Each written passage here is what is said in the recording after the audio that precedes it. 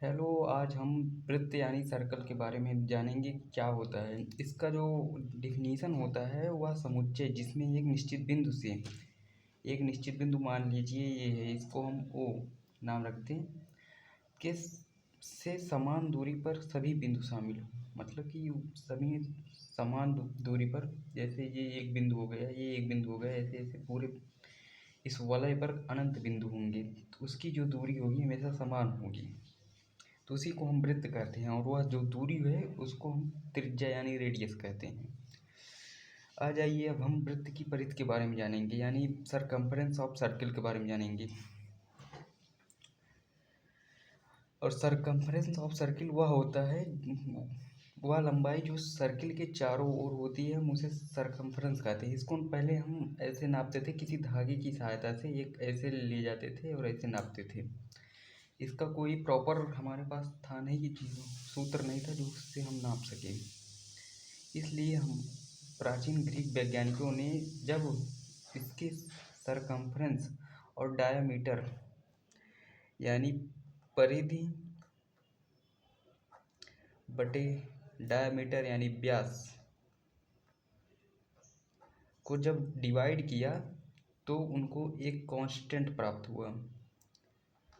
हमेशा कोई भी वृत्त हो, किसी कितना भी बड़ा कितना भी रेडियस हो, उसका हमेशा एक कांस्टेंट जिसकी वैल्यू 3.14 ऐसे डॉट डॉट डॉट डॉट जाती थी, मतलब कि रिपीट नहीं होती थी वैल्यू। तो उन्होंने इसको पाई नाम दिया। ग्रीक अक्षर है परिधि बटे व्यास बराबर पाई। तो जो उसकी परिधि होगी व्यास इंटू पाई, यानी हम कह सकते हैं C equal to D into pi. C equal to 2πr, क्योंकि जो D होता है 2r के बराबर होता है, यानी त्रिज्या का दुगुना होता है। अब हम कुछ फैक्ट्स के बारे में जानेंगे, पाई के बारे में। बहुत ही रोचक फैक्ट्स।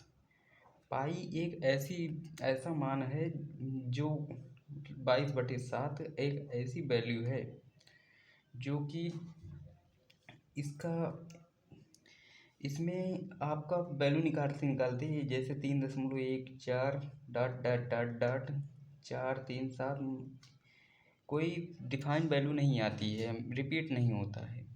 मतलब इसमें एक से लेके अनंत तक की सभी सभी मतलब सभी प्रकार के इसमें सेट्स उपलब्ध हैं। आप इसमें अपना पासवर्ड, मोबाइल नंबर, हर एक चीज़ के बारे में देख सकते हैं। किसी न किसी अंक के बाद ऐसा आ सकता है, जैसे ये किसी का मोबाइल नंबर हो ऐसा कुछ, तो ये भी मिल सकता है।